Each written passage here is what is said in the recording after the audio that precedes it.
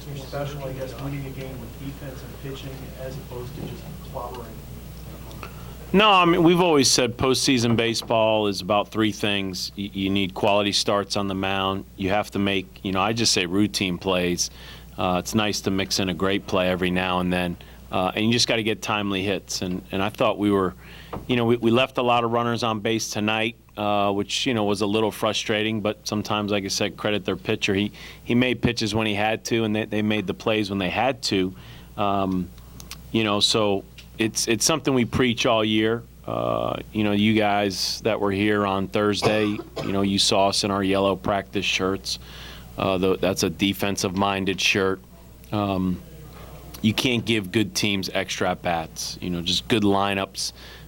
You can't give them free bases, the walk, the HPP, and it seems like the error really gets magnified in the postseason. And, we defensively on the mound, great starts, and we really played good defense. That's something we talk about all the time. And how big were the two plays from Cole, the one going to the wall and then the throw home? He's a great player. I mean, he's been in the Cape Cod League twice. He was an all-star up there. I've always said if you're starting a team, he's one of those guys he would be like your first pick because he's two players in one. And he was a leader tonight. He was a coach.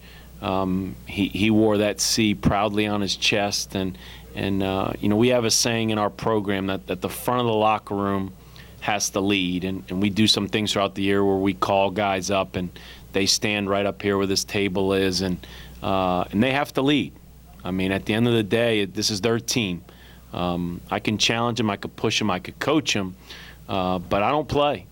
And they're going to listen to their teammates. Sometimes, more than coaches. That's no disrespect. That's just these are their brothers. These are their best friends. And so I've been saying all along, I'm really proud of the 5 seniors. I mean, and then all the juniors too, because the juniors, I mean, they played in a regional final at Arizona, and now they're in their second super regional. So a 3-year run by the juniors, Birdie and Whiting and Lucas and that whole group, it's been an amazing run by them. You got 6 strong from Josh. You got Solak drives in the first run. You got Corey drives in the last run. All true freshmen. What was it like for them to perform on this kind of stage at first year? Well, we've been saying depth is one of our strengths all year. Everybody knows how many players we lost last year. We knew we had a talented group. The older guys really helped them learn the system, learn how to play college baseball, handle the expectations of playing at the University of Louisville.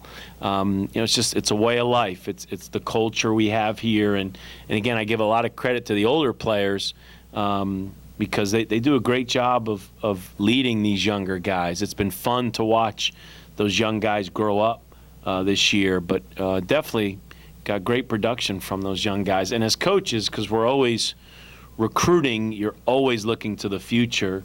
Sometimes I don't enjoy the present enough because it's gone like that, and tomorrow will be here before we know it. And we're always preparing for the future because, we hope to be sitting at this table, same time next year. Coach, other than high fives, no dog pile. How much do you like that? I'm a dog pile guy, but I don't know, just the culture. Maybe it just says they want more. They want more. I used to get, the Gatorade bucket dumped on my head, after these wins, and now I'm dry, and that's fine because I don't, I would freeze after they dump it on me. But just says, hey, this is what we expect, as a program, and that's a good thing. I mean, it's a good feeling as a coach to know that the bar is set so high. I challenge these guys. With that, you got to be careful because when you set the bar that high, you could fall and you could hurt, and there's a lot of hurt that goes in it. But if you're going to accomplish something great in life, you got to strive. When we say we want extraordinary performances, trying to do something extraordinary, and these guys continue to do it. Coach, how well did the shift work against Reed tonight? it's just called the law of average, and I think we robbed 3 hits probably. I mean, the 2 rockets he hit to right, and then the rocket he hit up the middle. I guess if you're just playing where most people play, he's got 3 hits on the night. So we were fortunate there. I mean, as we know, he's a great player. He had an unbelievable year. How long do you enjoy this before you completely move focus to the next objective? I want them to enjoy it. The whole benefit of being at home is to enjoy it with your family and friends. That's what college baseball is all about. If you look at our roster, 90% of the kids are from this state and from surrounding states within about a 5-hour radius. So that's why they come to Louisville.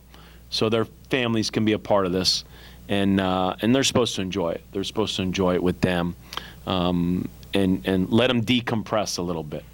I don't know about you all, but I mean, I'm wiped. I mean, it's been a long weekend, and with that being said, I take my hat off to our administration, to Josh and that staff that put in a lot of hours. I mean, there was a lot of people who put in a lot of hours and make it go, and we do appreciate that. It does mean a lot.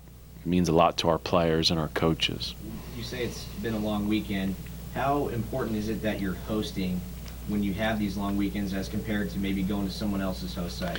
How big of a difference is that? Yeah, I mean, it helps. It helps on your body, mentally and physically.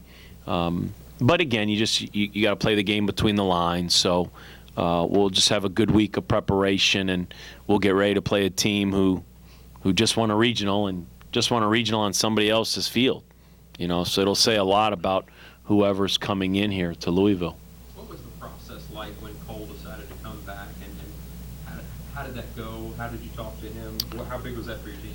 I think we hear all about it with the Russ Smith and the Montrez. Everybody's so into the basketball world, maybe a little bit of the football world. In baseball, we had 7 juniors drafted last year.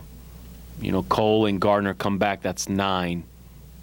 Could have had 9 juniors. So what you hear, what goes on in basketball and football, I mean, I'm doing with 5, 7, 10 kids a year. We're sitting down and we're talking and we're mapping out what's best for their future. And they know I'm about getting their degree. They know I'm about letting them experience and enjoy this. But it doesn't mean we talk everybody into coming back. I mean, we try to make we're not going to talk Nick Birdie into coming back. It's what's best for Nick Birdie. So sometimes you got to let pro ball kind of dictate, is it right for these guys to cross the line or not? And in Cole's case, it just didn't seem like the right time for him. And for these guys that come back, you love to see the Russ Smiths have those type of years. And I'm really happy that, Cole and Gardner especially, who could have signed possibly as juniors if they said they were going to sign where they thought they could get drafted, they come back for their senior year. So they get their degrees, they put it in their back pocket. Now they play as long as they can play and hopefully end with a dog pile. But if not, they cross the line in the pro ball, and they're obviously more than ready. And I think there is an advantage to playing pro ball with that degree in your back pocket.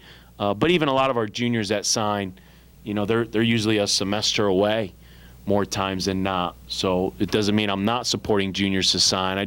We have to take it on an individual basis for each guy.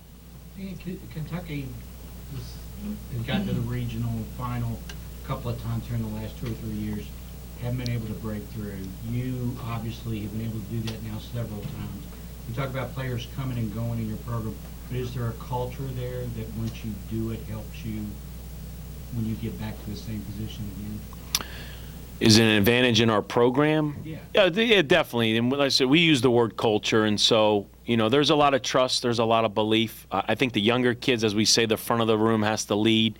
The younger guys can really listen to the older guys because, hey, when Cole Sturgeon says something, when Jeff Gardner says something, I mean, these are guys that have been in regionals, super regionals, played in Omaha, played in the Cape Cod League, and so when these guys talk, the players listen.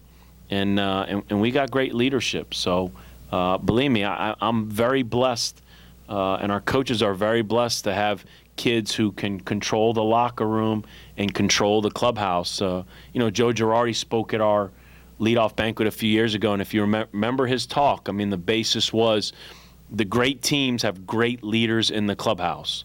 And sometimes you probably give coaches too much credit or too much blame.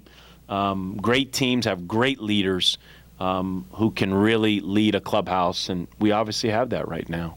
It's funny you mentioned Russ Smith with Cole Sturgeon. Are they similar?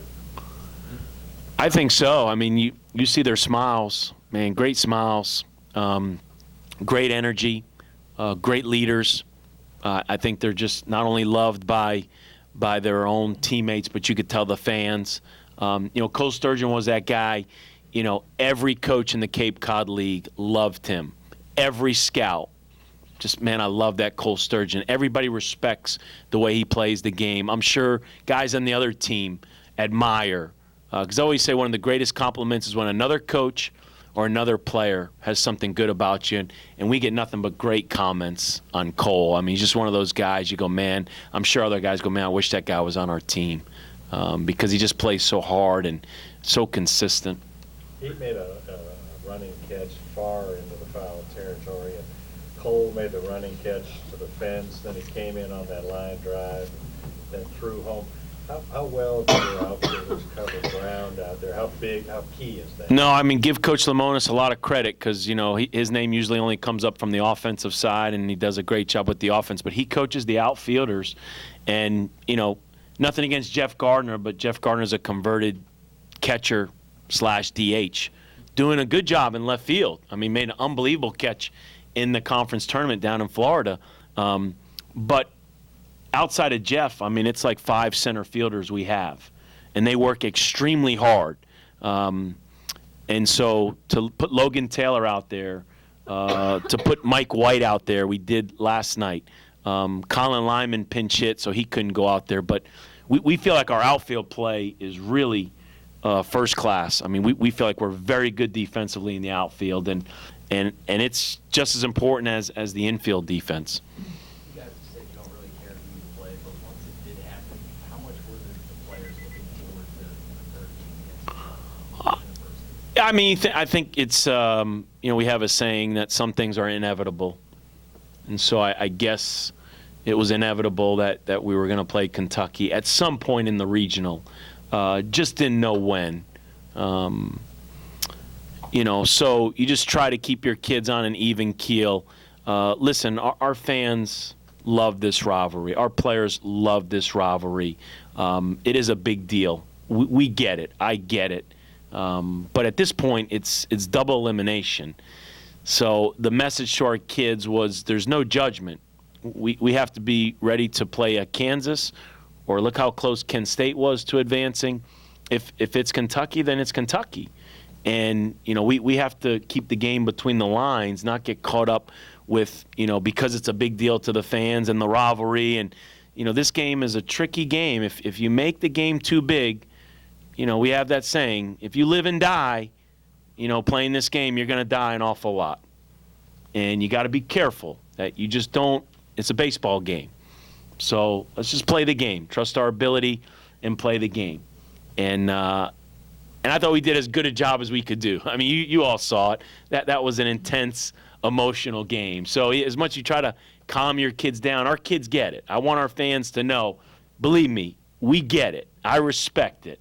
I know what a big deal this rivalry is. But our goals are different than the rival. You know, our goals are getting to Omaha and winning a national championship. So they just happen to be the team we had to play. It's the way it worked out. And so for it, the media and the fans got to have a lot of fun with that.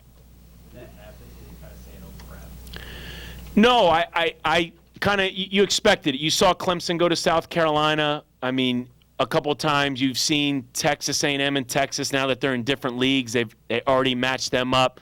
It's inevitable. I mean, college baseball is somewhat regionalized in the postseason, so I figured it was just a matter of time. Oh, no. I mean, it's just, you know, when you have a couple heated plays, I mean, I thought everybody kept their cool for the most part. Guys got, you know, emotional and everything, but I thought both dugouts, both coaching staffs did a good job and, kept it where it was at. I mean, again, there's a lot of emotion in that game, and I think the umpires, they recognize that, and I thought everybody did a good job. One more question? It seems Patino has found himself in the spot of convincing scouts to take a second look at Russ because of his lack of height. Do you have to do any of that with Cole because of his lack of height? Do you find yourself telling scouts that you got to look at this kid, he's so good? And I'm the same way with Patino, man. I wish the Knicks had a first-round pick because I want Russ Smith to go to the Knicks. I don't know how they don't take that guy. I mean, I'm sorry, the guy can flat-out score. And in the NBA, you got to score. And he can defend. So I can talk about Russ Smith for the next 10 minutes. I'd be disappointed. All right, because really, I get on my soapbox. But, Cole Sturgeon's a player. And what I always say to pro guys, and our kids know, I can't oversell you. It's not fair to the players who deserve it. I have to be, very honest with pro ball, and they know.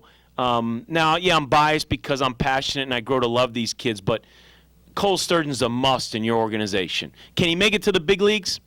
Maybe he can. I mean, it's tough for everybody to make it. I don't know, but I know he can help your organization. I know he can help all those young outfielders. I know he can help whatever team he plays on win.